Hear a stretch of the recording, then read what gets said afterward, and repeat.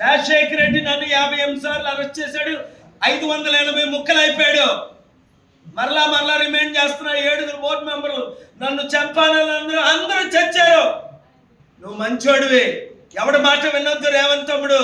నువ్వు మంచోడివే, కష్టజీవివే, ఎవడి ద్వారా నువ్వు పైకి రాలే. ఇప్పటికీ చెప్తున్నా, సామంగా దానంగా రా, కలిసి పనిచేద్దాం. నువ్వేనారా, నేను రమ్మంటే నేనైనా వస్తా. అప్పుడు నువ్వు 10 సంవత్సరాలు ముఖ్యమంత్రి ఉంటావు, లేదంటే ఇంకో 10 నెలలు కూడా నువ్వు ముఖ్యమంత్రి ఉండవు. లెక్క పెట్టుకో.